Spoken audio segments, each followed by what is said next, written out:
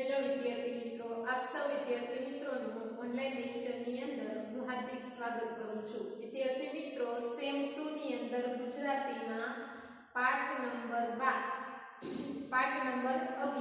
એક જાદુઈ પત્રની વાર્તા આપણે અગાઉના લેક્ચરની અંદર અભ્યાસ કર્યો, જેના પાઠના લેખક છે ડોક્ટર રતિલાલ બોરીસાગર. પાઠનો સાહિત્ય પ્રકાર છે હાસ્ય કથા. વિદ્યાર્થી મિત્રો, આપણે અગાઉ જોયું કે ભાઈ જે પત્ર છે એ જાદુઈ કઈ રીતે આપણે એને ગણ્યું કે ભાઈ નિરંજન અને એમનો મિત્ર છે, જેમની પાસે ટિકિટ ન હોવા છતાં તેઓ રવિવારના દિવસે ફિલ્મ જોવે છે. એ પણ કેની મદદથી? તો કે આ જાદુઈ પત્રના સહારાથી. અને એ પણ કેવી રીતના? તો કે મફતમાં ફિલ્મ જોવે છે, જેથી કરી અને એ પત્રનું લખાણ ન ઉકલવાને કારણે મેનેજર મૂંઝાય છે અને એ પત્રના સહારાથી એ આખી મફતમાં ફિલ્મ જોવે છે. ત્યાર પછીનો 3 ડોટ આપેલા છે, બરાબર. એક વાર્તા, એ જે ફિલ્મ જોવા માટે પત્રનો ઉપયોગ કર્યો એ એક વાર્તા ત્યાં પૂરી થાય છે. ત્યારબાદની બીજી વાર્તા છે નીચે કે ભાઈ જે લેખક છે પાઠના, તેઓ પત્રની મદદથી ક્યાંક નોકરી મેળવવા માંગે છે અને જેથી કરી પત્રનો સહારો લે છે.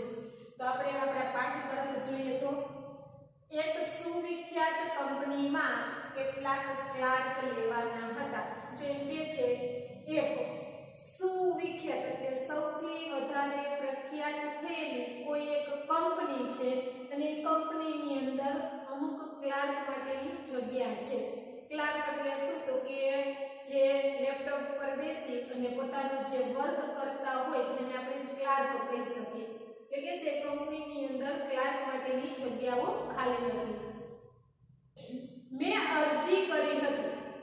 હવે અહીંયા લેખક એમ કહે છે કે ભાઈ ઈ ખૂબ જ પ્રખ્યાત થયેલી કંપનીની અંદર મેં અરજી કરેલી, મતલબ કે મારે ત્યાં નોકરી મેળવવી હતી. 15 દિવસ પછી મારો ઇન્ટરવ્યુ હતો.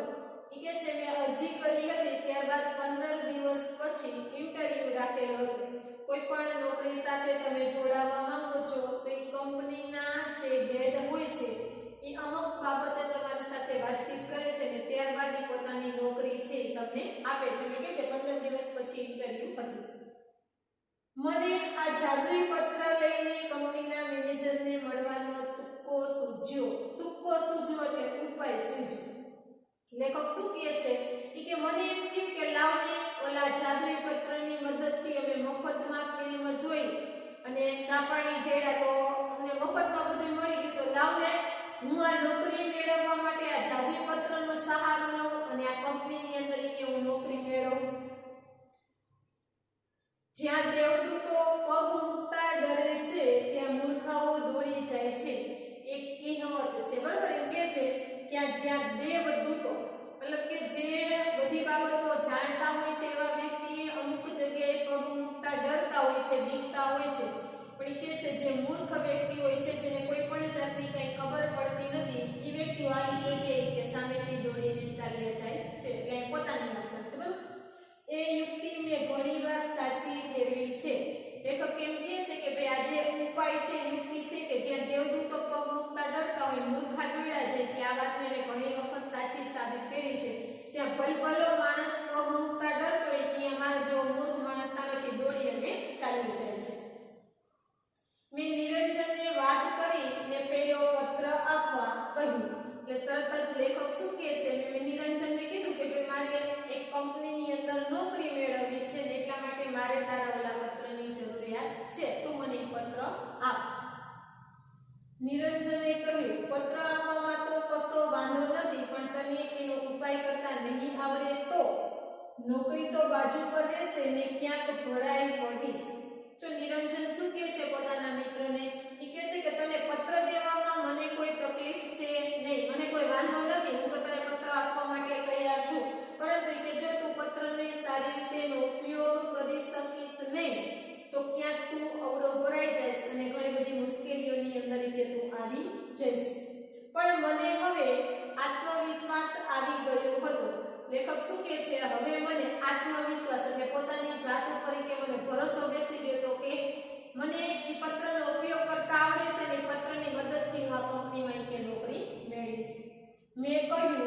તારી સાથે રહીને મેં એ આવડત કેળવી લીધી છે. લેખક તરત જ નિરંજનને શું કહે છે એ કે હું હર હંમેશ તારી સાથે રહું છું અને તારી સાથે રહેવાને કારણે મેં આ આવડત મતલબ કે જે બાબત આવડવી જોઈએ જે તારામાંથી શીખીને મને પણ એ વસ્તુ આવડી ગઈ છે એટલે હું સારી રીતે એનો ઉપયોગ કરી શકીશ. ગુરુએ શિષ્ય પર ભરોસો રાખવો જોઈએ. હવે લેખક છે નિરંજનને કે આગળ પહેલાના પાઠની અંદર આપણે જોયું હતું એમાં એમ કીધું હતું ને કે ભાઈ પોતાના શિષ્યને વિદ્યા શીખવે છે. શિષ્ય કોણ હતું તો કે લેખક. ગુરુ કોણ હતા તો કે નિરંજન. એટલે હવે અહીંયા લેખક એમ કહે છે ગુરુએ શિષ્ય ઉપર ભરોસો રાખવો જોઈએ મતલબ કે નિરંજને પોતાના મિત્ર ઉપર ભરોસો રાખવો જોઈએ કે એણે જે શીખવેલું છે એ બધી જ વિદ્યા સરસ રીતે એની અંદર આવી છે કે નહીં. નિરંજને મને પત્ર આપ્યો એટલે એને જેવી એવી વાત કરી એટલે તરત જ નિરંજન છે એ પોતાના મિત્રને પત્ર આપે છે. પત્ર લઈને હું કંપનીની હેડ ઓફિસે પહોંચી ગયો. હવે શું થયું તો કે પત્ર લઈ અને સીધા જ કંપનીની હેડ ઓફિસ એટલે મુખ્ય જે ઓફિસ આવેલી હતી કે હું ત્યાં પહોંચી ગયો. મેનેજરના પીએને મેં ચિઠ્ઠી મોકલી કહેવડાવ્યું કે લાયન્સ ક્લબના ડિસ્ટ્રિક્ટ ગવર્નરનો પત્ર લઈ હું મેનેજરને મળવા માંગુ છું. તો હવે લેખક શું કરે છે તો કે મેનેજરનો જે પીએ છે મતલબ કે મેનેજરનો જે પટાવાળો છે એની સાથે એક ચિઠ્ઠી લખી અને મોકલાવે છે અને સાથે કેવડાવે છે કે ભાઈ તમે ત્યાં જઈને કહેજો કે લાયન્સ ક્લબના ડિસ્ટ્રિક્ટ જે ગવર્નર છે એ ગવર્નરને આ પત્ર તમને આપવાનો કહ્યો છે. થોડી વારમાં તેડું આવ્યું. એ કે છે જેવો એ પત્ર ગયો એટલે થોડીક વારની અંદર તરત જ પીએ એનો જે છે એ બહાર આવ્યો અને મને બોલાવવા માટે આવ્યો. મેનેજરના પીએની ઓફિસમાં મને લઈ જવામાં આવ્યો. હવે કે છે કે ભાઈ મેનેજરનો જે પીએ છે એની જ્યાં ઓફિસ આવેલી હતી ત્યાં મને લઈ જવામાં આવ્યો. મારી ગભરામણ વધતી જતી હતી.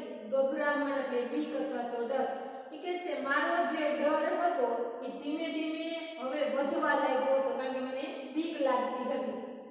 મારાથી કઈ ગલ્લા થઈ જાય તે પહેલા મેં મારું અમોઘ શાસ્ત્ર વાપરી નાખ્યું. તો લેખક શું કહે છે કે ભાઈ મારાથી ગલ્લા મતલબ કે કઈ આડાવડું બફાઈ જાય એ પહેલા જ શું કર્યું તો કે મેં મારું અમોઘ શાસ્ત્ર મતલબ કે મારું જે મુખ્ય હથિયાર હતો એ હથિયારને મેં સીધું શું કરી નાખ્યું તો કે વાપરી નાખ્યું. એકદમ પેલો પત્ર મેં પીએના હાથમાં મૂકી દીધો. એ કે છે એકદમ હજી તો પીએ કાંઈ વિચારે મારી સામે જોઈને કાંઈ બોલે એ પહેલા જ મેં શું કર્યું તો કે તરત જ એના હાથની અંદર એક પત્ર મૂકી દીધો. પત્ર જોઈને એ ચમક્યો. એ જેવું પત્રનું લખાણ અંદરનું જોઈને એ કંઈક ચમકી ગયો મતલબ એને કંઈક નવાઈ લાગવા લાગ્યું. એણે કહ્યું આ તો વેદ સાહેબનો પત્ર છે. જો એનો ચમકારો થયો એટલે તરત જ એ અક્ષરો ઓળખી ગયો અને એને તરત જ કીધું કે ભાઈ આ તો વેદ સાહેબનો પત્ર છે. અને લેખક તરત જ કહે છે હા મેં કહ્યું. લેખક શું કહે છે કે હા આ વેદ સાહેબનો પત્ર છે. તમે એમને ક્યાંથી ઓળખો? એટલે ઓલો મેનેજર છે એ તરત આ પ્રશ્ન પૂછે છે કે આ વેદ સાહેબનો પત્ર છે તો તમે એને કઈ રીતે ઓળખો છો? મારા કાકા મીન્સ કે મારા મિત્રના કાકા છે. એટલે લેખક તરત જ શું કહે છે કે ભાઈ પહેલા એમ કહે છે મારા કાકા મીન્સ કે મતલબ કે ભૂલથી મારા નહીં પણ શું તો કે મારા મિત્રના એ કાકા છે. પત્રમાં શું લખ્યું છે પેલો સનાતન પ્રશ્ન તેના મુખમાંથી સરી પડ્યો. તો આપણે અગાઉના લેક્ચરની અંદર પણ જોયું હતું કે આ થિયેટરના મેનેજરના મુખમાંથી પણ કયો પ્રશ્ન સરી પડ્યો તો આ શું છે અથવા તો પત્રની અંદર શું લખેલું છે? સનાતન. મતલબ કે એ પત્ર ખોલતાની સાથે એ પત્રના અક્ષરો જોતાની સાથે પેલો જ જે મોઢામાંથી પ્રશ્ન સરી પડે એવો પ્રશ્ન અહીંયા પણ સરી પડ્યો. મેં પત્ર ઉખેડ્યો નથી. એટલે લેખક તરત શું કહે છે કે ભાઈ મેં એ પત્રને ખોલીને જોયો નથી કે ભાઈ એની અંદર શું લખાયેલું છે. એટલે મને ખબર નથી કે ભાઈ પત્રની અંદર શું લખાયેલું છે. ઉખેડ્યું હોત તોય પછી ડોટ ડોટ ડોટ મતલબ કે વાક્ય શું કરે છે ત્યાં અધૂરું રાખી દે અને કહે છે કે ભાઈ તે આ પત્રને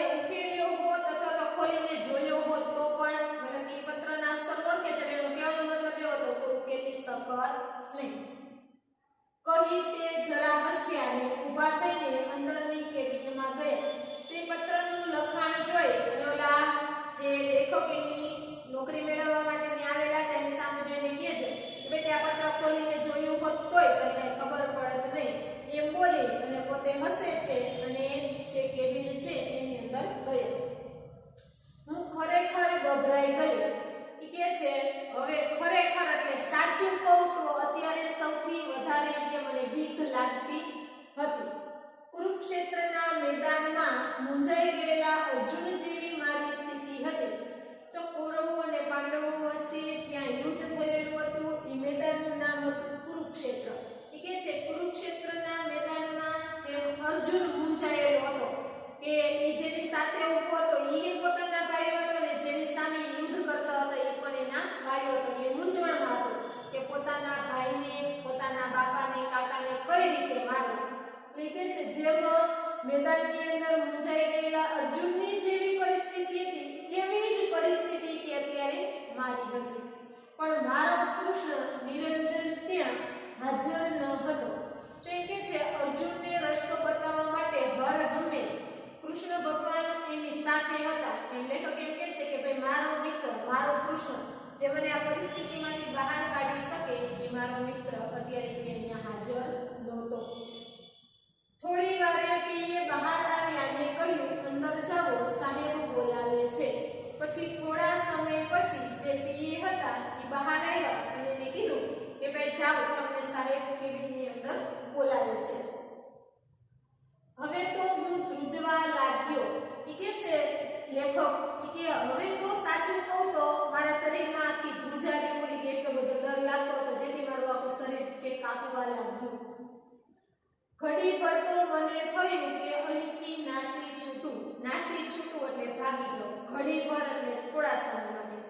એમ કે છે થોડા સમય માટે તો મને એવું થયું કે લાવને હું અહીંથી ક્યાંક દૂર ભાગી જાઉં. પણ એમ કરવામાં હિંમત ચાલી નહીં. એ કે છે અહીં ભાગી જવા માટે જે હિંમતની જે શક્તિની જરૂરિયાત પડે એ શક્તિ કે હિંમત પણ મારી અંદર રહી નહીં અને કે હું ચાલી શકી નહીં. ફાંસીની ખોલી તરફ જતો હોઉં તેમ ઘસડાતા પગે હું અંદર આવ્યો. તો કે છે ફાંસીની ખોલી એટલે ઓરડી.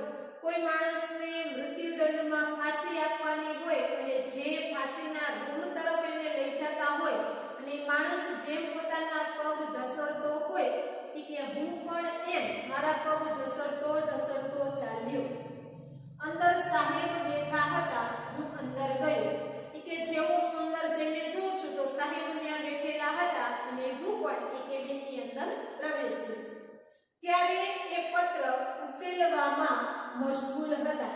કે જેવો હું કેબિનની અંદર પ્રવેશ્યો કે મેં ત્યાં જઈને જોયું તો સાહેબ શું કરતા હતા તો કે પત્રની અંદર શું લખેલું છે એ લખાણ ઉકેલવાની અંદર મશગુલ હતા એટલે ખોવાયેલા હતા. હું જઈને ઊભો રહ્યો એટલે કહે બેસો. હું બેઠો એટલે એમણે પૂછ્યું તમે વેદ સાહેબને કેવી રીતે ઓળખો. તો એ કહે છે કે જેવો હું ત્યાં ગયો ઊભો રહ્યો એટલે તરત જ એને મને આદર આપ્યો અને કીધું કે ભાઈ આવો બેસો. બેસતાની સાથે એને મને પ્રશ્ન પૂછ્યો કે ભાઈ તમે વેદ સાહેબને કઈ રીતે ઓળખો છો, વેદ સાહેબને કઈ રીતે તમે જાણો છો. મારા મિત્ર નિરંજન વેદના એક કાકા થાય. એટલે આને લેખકે તરત જ શું કીધું કે ભાઈ મારો એક મિત્ર છે જેનું નામ છે નિરંજન અને નિરંજનના એક કાકા થાય. મને લાગ્યું કે પત્રની અસર થઈ રહી છે. એ કહે છે કે ભાઈ એને મને પ્રશ્ન પૂછ્યો કે તમે એને કઈ રીતે ઓળખો છો. કે મારા અનુમાન એવું હતું અથવા તો હું એવું માનતો હતો કે જે પત્રની અસર થતી હોય છે એવી અસર કે અત્યારે થઈ રહી છે. અમે એમ નિરંજન તમારો મિત્ર છે. સારું આ પત્ર તો મારો જ છે. તો એ માણસ તરત શું બોલ્યા કે એમ છે નિરંજન તારો મિત્ર છે તો કે સારું પણ આ પત્રની અંદર લખાયેલું લખાણ કોનું છે તો કે એ પત્ર મારો જ છે. મારા જ અક્ષર છે સ્વગત બોલતા હોય એમ કહ્યું. એ કે છે આ પત્રની અંદર લખાયેલું જે લખાણ છે એ લખાણ પણ મારું છે, અક્ષરો પણ મારા જ છે. સ્વગત એટલે પોતે જ પોતાની જાતને કહેતા હોય તેમ તેઓ બોલે છે. પણ શું લખ્યું છે તેનો અત્યારે ખ્યાલ નથી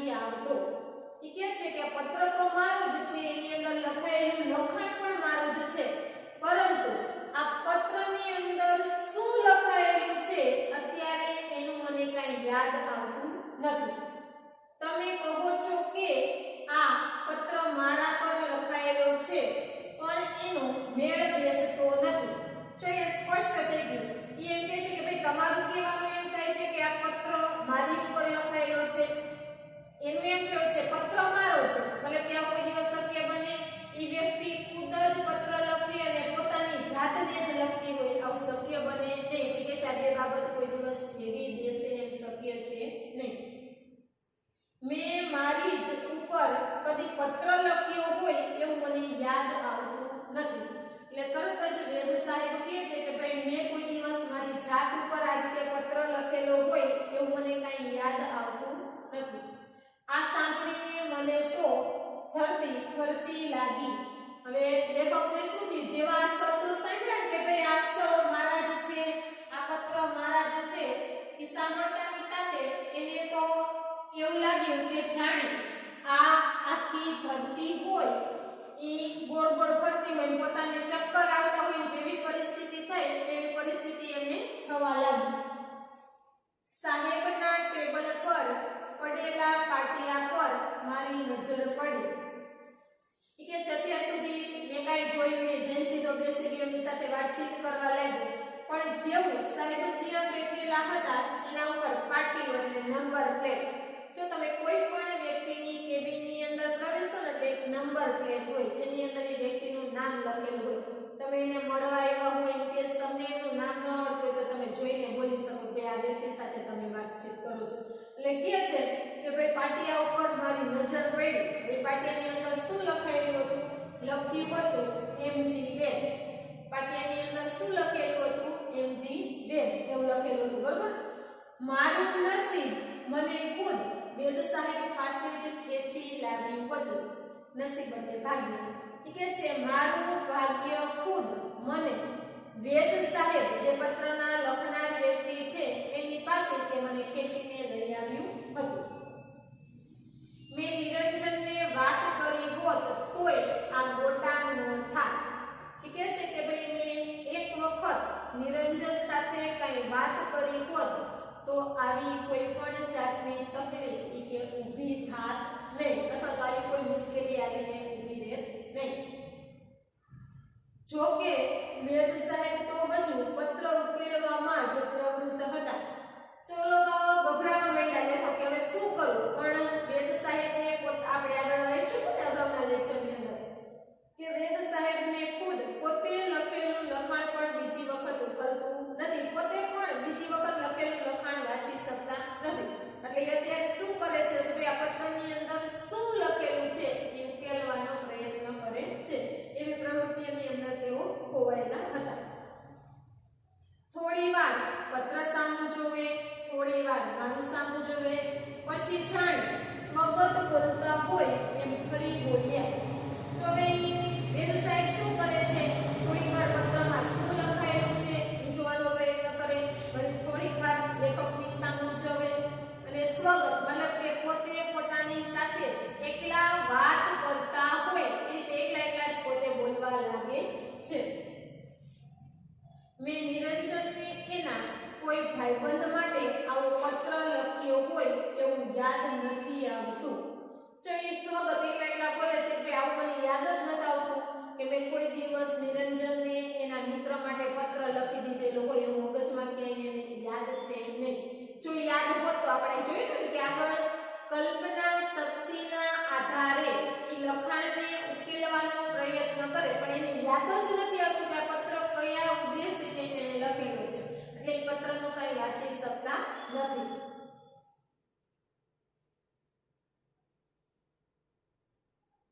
પણ આ લેટર પેડ એ અક્ષરો તો મારા જ છે. લેટર પેડ એટલે પત્ર. એ કે છે આ પત્ર અને પત્રની અંદર લખાયેલું લખાણ અથવા તો અક્ષરો કોના છે તો કે તો અક્ષર મારા જ છે અને આ પત્ર પણ મારો જ છે. માત્ર પત્ર કોને ઉદ્દેશીને લખ્યો છે એનો ખ્યાલ નથી આવતો. એ શું કહે છે, માત્ર મને એટલું યાદ નથી આવતો કે કયા વ્યક્તિને ઉદ્દેશીને એટલે કયા વ્યક્તિને ધ્યાનમાં રાખીને મેં આ પત્ર લખ્યો છે એ બાબતો મને કાંઈ યાદ આવતી નથી. એ જો ખ્યાલ આવે તો કંઈક સમજાય.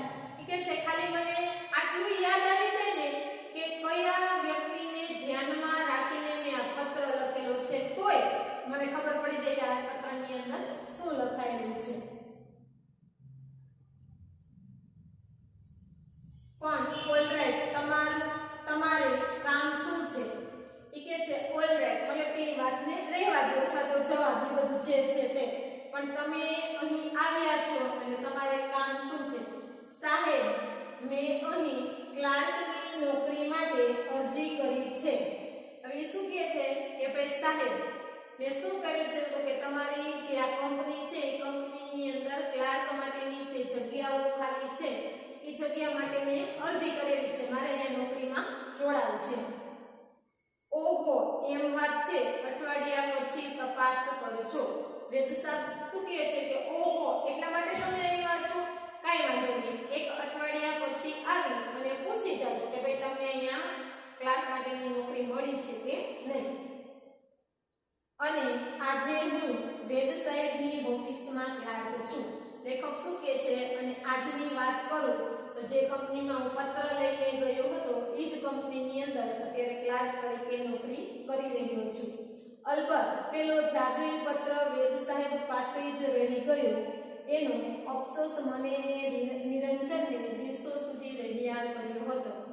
એ કહે છે અલબત્ત મતલબ કે એક જ વાતનું દુઃખ છે. કઈ વાતનું તો કે પેલો જે જાદુઈ પત્ર હતો, જે પત્રની મદદથી અમે મફતમાં ફિલ્મ જોઈ, બીજી ઘણી જગ્યાએ એ પત્રનો ઉપયોગ કર્યો, એ પત્ર અત્યારે ક્યાં ગયો તો કે મારા કે નિરંજન પાસે એ પત્ર છે નહીં. એ પત્ર પાછો વેદ સાહેબ પાસે વહી ગયો છે. એ જ વાતનું કે અફસોસ એટલે દુઃખ, એ જ વાતનું દુઃખ કે મને અને નિરંજનને ઘણા બધા દિવસો સુધી રહ્યું કે હવે એ જાદુઈ પત્રની મદદથી અમે કોઈ પણ જગ્યાએ આવી રીતે ફિલ્મ જોવા અથવા તો બીજી કોઈ જગ્યાએ એનો ઉપયોગ કરી શકશું નહીં, કારણ કે હવે એ પત્ર અમારી પાસે નથી.